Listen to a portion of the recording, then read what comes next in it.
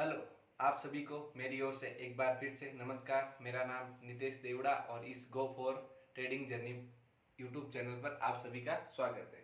जैसा कि हम पिछले कई वीडियो में ट्रेडिंग के कोर्स के बारे में हमने डिस्कशन किया और हम डेली एक से दो ट्रेड फॉरेक्स मार्केट में आपको देते भी आ रहे हैं, लेकिन आज हम सीखने वाले हैं कि मार्केट कितने प्रकार के होते हैं। सबसे पहली बात तो ये होगी कि मार्केट कितने प्रकार के होते हैं और कौन कौन से होते हैं, और जो ट्रेडिंग होती है और ये ट्रेडिंग कितने प्रकार की होती है, क्योंकि अलग अलग ट्रेडर अलग अलग टाइप की ट्रेडिंग करते हैं। जैसे कोई स्कैल्पिंग करता है और कोई इंट्राडे करता है, कोई स्विंग करता है, कोई पोजिशनल करता है, वो अलग अलग टाइप की ट्रेडिंग होती है। तो आज हम सबसे पहले देखेंगे कि मार्केट क्या है आखिर और ये कितने टाइप का होता है। देखो, मार्केट जो होता है वो बहुत टाइप का होता है। जैसे कि एक हो गया अपना इंडियन स्टॉक का माने तो एक शेयर मार्केट हो गया, शेयर मार्केट हो गया जो कि इंडेक्स मार्केट कहलाता है। जैसे ये निफ्टी 50 वगैरह है ना, ये इंडेक्स मार्केट कहलाते हैं। निफ्टी हो गई, बैंक निफ्टी हो गई, ये अपने सारे के सारे आ जाते हैं किसके अंदर? इंडेक्स मार्केट के अंदर। कौन सा? इंडेक्स, इंडेक्स मार्केट है ना। और जो दूसरा है अपना वो हो जाता है फॉरेक्स मार्केट। कौन सा? फॉरेक्स। फॉरेक्स मार्केट के अंदर क्या होता है, जैसा कि आप पूछोगे, तो फॉरेक्स मार्केट के अंदर होते हैं करेंसी पेयर। मतलब एक देश की करेंसी की वैल्यू दूसरे देश की करेंसी के अगेंस्ट किया है। जैसे कि मान लो यूएसडी आईएनआर। यूएसडी आईएनआर क्या है? यूएसडी मतलब जो, मतलब कि डॉलर, डॉलर डॉलर की जो रेट है वो इंडियन रुपीज के सामने क्या है। मतलब कि एक डॉलर में पीछे वाली करेंसी की रेट उस करेंसी के अंदर क्या होगी। समझ में आ रहा है आपको? मतलब ये अगर करेंसी हम दे रहे हैं किसी को, तो ये पीछे वाली करेंसी कितनी आएगी वो चीज पता होनी। जैसे यूएसडी दे रहे हैं, मान लो एक डॉलर किसी को दे रहे हैं हम किसी को, तो ये मतलब इंडियन रुपीज उसके पास कितने आ जाएंगे? एक डॉलर देने पर इंडियन रुपीज आ जाएंगे अपने 78 के आसपास ऑलमोस्ट, है ना। तो ये क्या हो गया? एक करेंसी पेयर, जैसे कि euro USD, USD, euro USD. तो इसके अंदर क्या होगा? मान लो कि एक यूरो किसी को दे रहे हैं हम, तो उसके अगेंस्ट कितने यूएसडी आ जाएंगे अपने पास, मतलब कितने डॉलर आ जाएंगे। अगर हम एक यूरो किसी को दे रहे हैं तो उसके अगेंस्ट कितने डॉलर आ जाएंगे, वो इस करेंसी पेयर की रेट होती है हमेशा।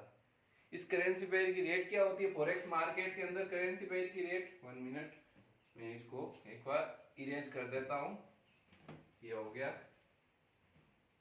तो दूसरा अपना कौन सा मार्केट था? फॉरेक्स। तो फॉरेक्स मार्केट के अंदर क्या होता है? फॉरेक्स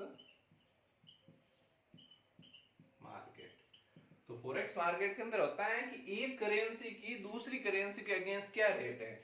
जैसे कि यूएसडी आईएनआर, यूएसडी आईएनआर हो गया।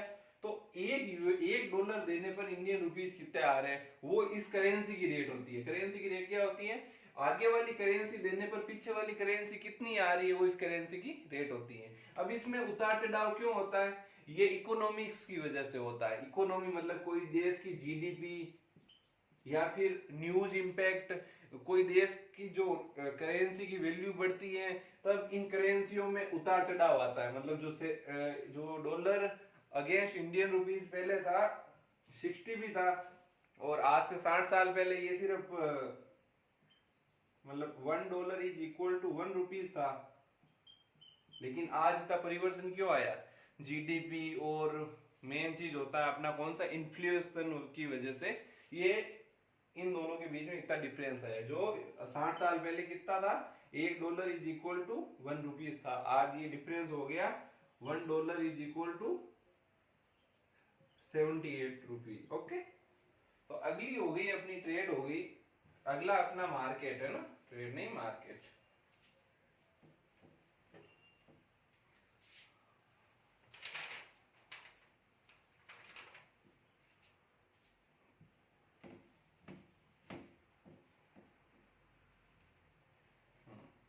जैसे क्या हो गया इसके अंदर तो कौन कौन से मार्केट हमने बात की, एक तो अपना शेयर मार्केट हो गया, एक फॉरेक्स मार्केट हो गया, एक होता है मतलब कि मेटल मार्केट। मेटल मार्केट क्या होता है, जिसके अंदर मेटल मेटल के अंदर मतलब कि सोना चांदी मतलब जो धातुएं होती है ना, वो सारों का मार्केट होता है। और एक हो गया अपना कमोडिटीज मार्केट।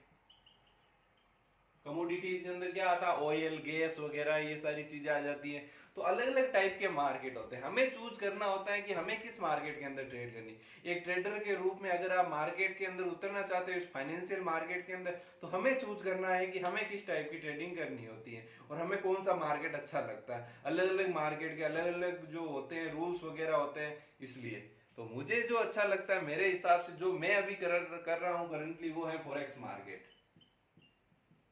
और सबसे ज्यादा जो ट्रांजैक्शन होता है ऑल ओवर द वर्ल्ड, वो फॉरेक्स मार्केट का सबसे हाई ट्रांजैक्शन होता है। All over the world, world में सबसे ज्यादा कोई अगर मार्केट के अंदर ट्रांजैक्शन होता है डेली बेस पे, मंथली या वीकली, किसी भी बेस पर, तो वो होता है फॉरेक्स मार्केट के अंदर। क्योंकि फॉरेक्स मार्केट के अंदर सबसे ज्यादा बाइंग और सेलिंग होती है। तो एक चीज अगली हो गई भाई, शेयर मार्केट पहले था तो ट्रेडिंग क्यों स्टार्ट हुई। जैसे कि लोगों ने शेयर मार्केट में क्या होता है, हम जैसा कि सीख रहे थे शेयर मार्केट,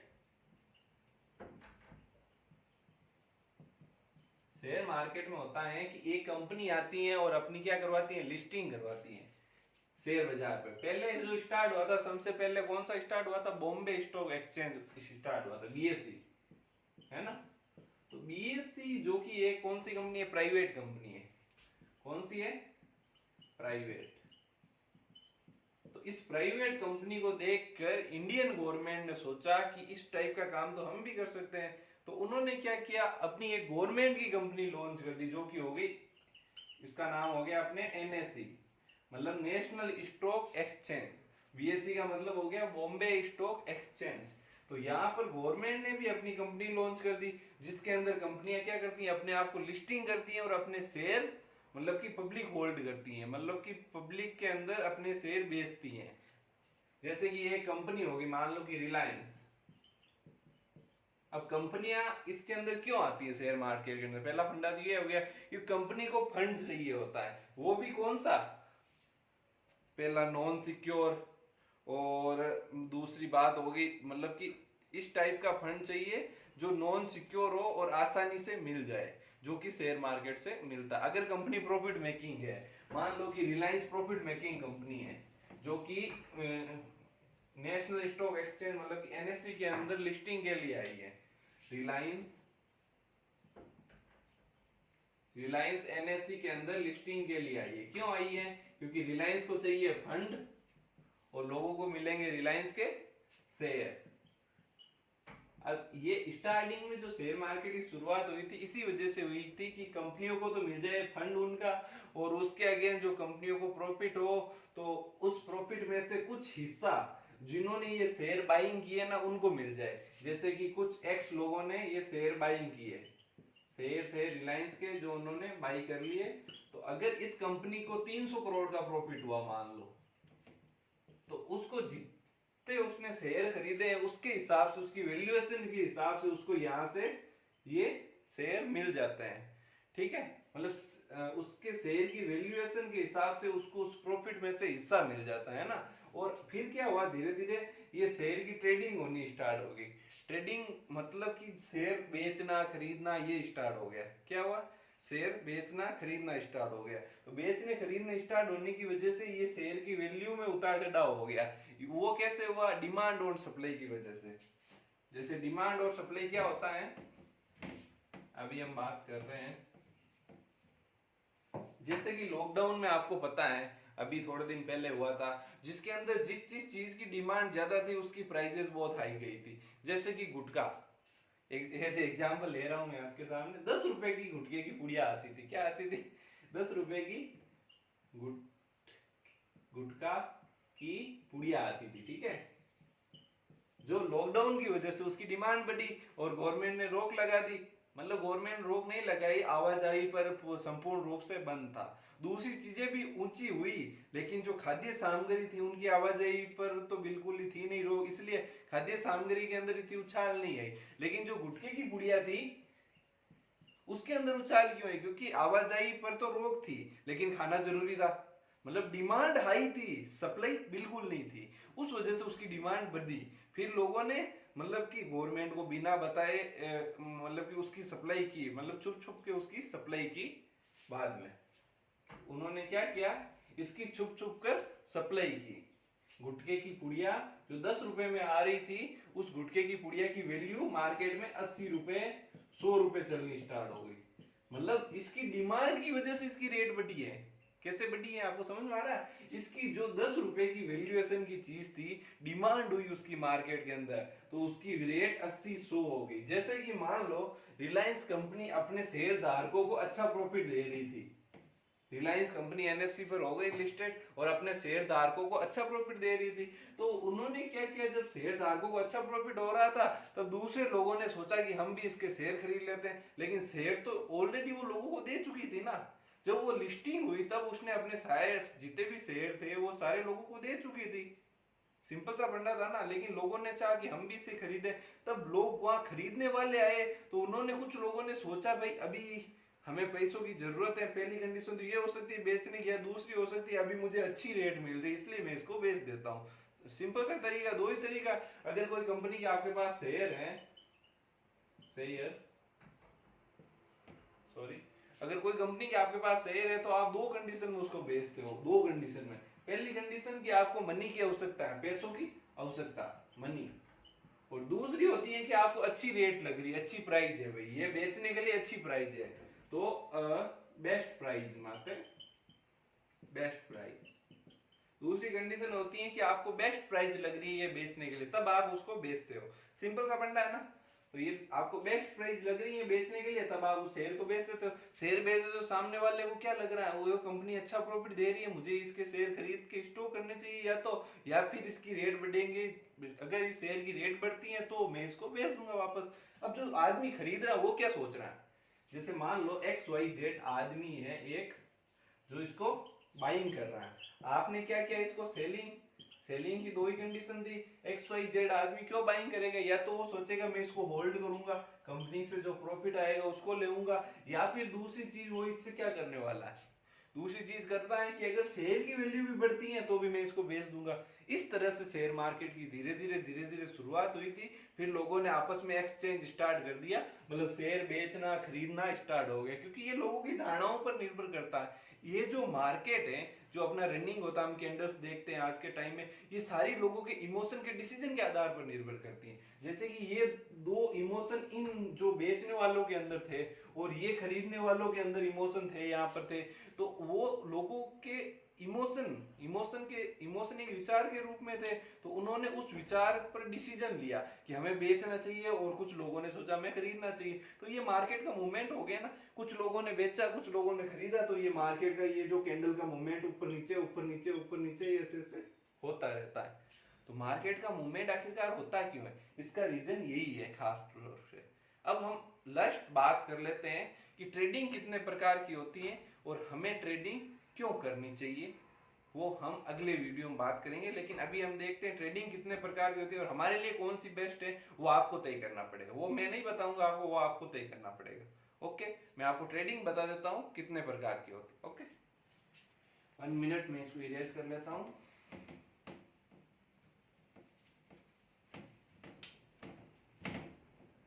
ओके, ट्रेडिंग होती है अपनी, देखो मतलब मार्केट अलग अलग होते हैं, कौन से मार्केट में करनी, पहली कंडीशन तो ये हो गई। फिर अपनी ट्रेडिंग का हम देखते हैं कौन सा मार्केट पहले, सबसे पहले चूज करना पड़ेगा हमें कौन से मार्केट के अंदर जाना, फॉरेक्स के अंदर, शेयर के अंदर, ऑप्शन के अंदर, मतलब ETF के अंदर, कमोडिटीज के अंदर, मेटल के अंदर, जो मार्केट आपको अच्छा लगे उसके अंदर घुस जाओ। सिंपल सी, अगर आप ट्रेडर बनना चाहते हो, जो अच्छा लगे सबसे पहले चूज कर लो, भाई मेरे लिए ये मार्केट बना है, उसके अंदर घुस जाओ। फिर दूसरी बात हमें करनी है कि हमें ट्रेडिंग किस टाइप की करनी है। कुछ लोग क्या करते हैं, स्कैल्पिंग करते हैं। स्कैल्पिंग मतलब हाथों हाथ बेचा, हाथों हाथ खरीदा और हाथों हाथ बेचा, मतलब कि 1 घंटे के अंदर अंदर जिसने ट्रेडिंग कर ली वो स्कैल्पिंग ट्रेडिंग कहलाती है। जो आदमी 1 घंटे के अंदर अंदर ट्रेडिंग का निपटारा कर देता है, मतलब 1 घंटे के अंदर अंदर मामला सुलट गया, वो क्या हो गई, वो अपनी होती है स्कैल्पिंग ट्रेडिंग। पहली होगी अपनी कौन सी, स्कैल्पिंग। स्कैल्पिंग 1 आवर इसका मैक्सिमम टाइम होता है, मतलब 1 आवर के अंदर अंदर निपटाना है मामला, यही बात है। आज का आज मामला निपटना चाहिए, 1 घंटे के अंदर अंदर मामला निपट गया तो वो होता है कौन सा, स्कैल्पर ट्रेडर। वो बहुत ही फुर्ती मार्केट के छोटे छोटे मूवमेंट को वो देखता है, भाई मार्केट यहाँ से इतना सा ऊपर जाएगा, यहाँ से इतना सा ऊपर जाएगा, वो मार्केट के छोटे छोटे मूवमेंट को देखता है। तो छोटे छोटे मूवमेंट को देखकर जो ट्रेडिंग करता है वो होता है स्कैल्पिंग ट्रेडिंग। अब आपको कौन सी करनी है वो आपके ऊपर होगा। मैं आपको सारी ट्रेडिंग के बारे में बताऊंगा और कौन कौन से किस किस तरीके से काम करती है। दूसरी होती है इंट्राडे ट्रेडिंग। कौन सी? इंट्राडे। इंट्राडे। दूसरी होती है अपनी इंट्राडे ट्रेडिंग। इंट्राडे ट्रेडिंग के अंदर क्या होता है, एक दिन के अंदर अंदर मामला सुलटा दो। आज एक दिन के अंदर अंदर हमको मामला सुलटाना, मतलब कि आज ही माल खरीदना, आज ही माल बेचना। माल मतलब कि शेयर, या फिर फॉरेक्स के अंदर होता है मतलब कि वो करेंसी पेयर की जो रेट होती है ना उसको खरीदना, इस करेंसी के अगेंस्ट इस करेंसी को खरीदना और वो उसी दिन उसको बेच देना, वो इंट्राडे। जैसा कि हमें नाम से ही पता चल रहा है कि ये इंट्राडे का क्या मतलब, आज के आज मामला सुलटाना है। ठीक है। तीसरी होगी अपनी बीटीएसटी।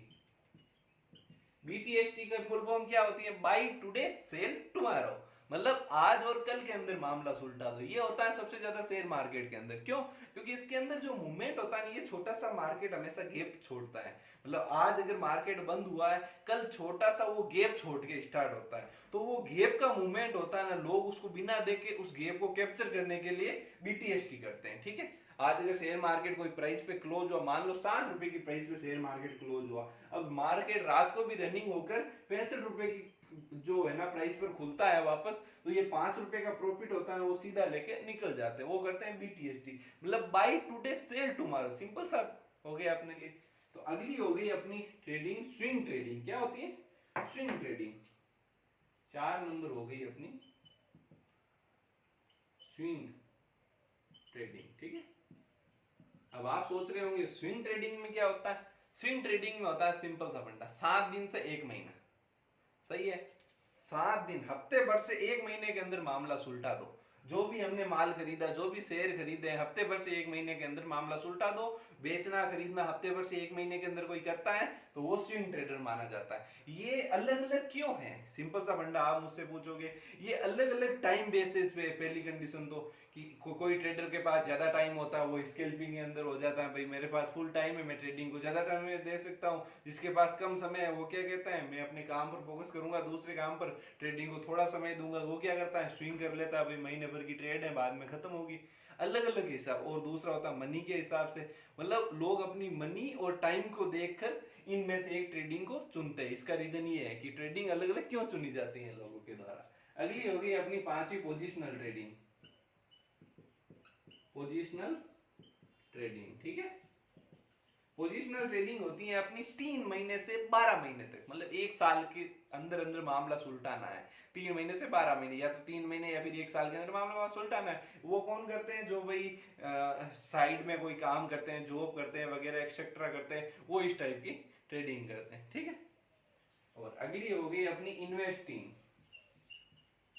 जो कि एक ट्रेडिंग नहीं है, इन्वेस्टिंग ऐसे ही, मतलब जो इन्वेस्ट करते हैं 5 साल, मतलब 1 साल से जो भी ऊपर होता है ना वो इन्वेस्टिंग के अंदर माना जाता है। सिंपल सी चीज है, जो 5 साल 10 साल 15 साल 20 साल कितने समय के लिए भी जो इन्वेस्ट करते हैं वो इन्वेस्टिंग के अंदर आ जाता है। ठीक है। तो ये लोग क्यों करते हैं अलग अलग, इसका भी मैं आपको बता चुका हूं, है ना। लोग अपने समय और टाइम को देखकर ये करते हैं। आज के लिए इस वीडियो में इतना ही। आगे आने वाले वीडियो में हम ट्रेडिंग के बारे में बहुत कुछ जानने वाले हैं, बहुत कुछ। अगर आप हैंड होल्डिंग सपोर्ट चाहते हो, जैसे कि आप मेरे साथ डेली मीटिंग्स वगैरह एक्सेट्रा चाहते हो, तब हम अभी 5 स्टूडेंट को ही ले रहे हैं इस कोर्स के लिए। एक कोर्स लॉन्च हो रहा है जिसके अंदर सिर्फ 5 स्टूडेंट लिए जाएंगे, जो 3 साल तक हमारे साथ रहेंगे हैंड होल्डिंग सपोर्ट के साथ। 3 साल तक हमारे साथ उनकी हैंड होल्डिंग होगी और उनके साथ लाइव क्लासेज होगी डेली बेसिस पर। अगर आप इस कोर्स के बारे में ज्यादा जानना चाहते हो, आप मुझे कांटेक्ट कर सकते हो या फिर आप मुझे कमेंट कर सकते हो। Okay, thank you for watching my video. Have a nice day.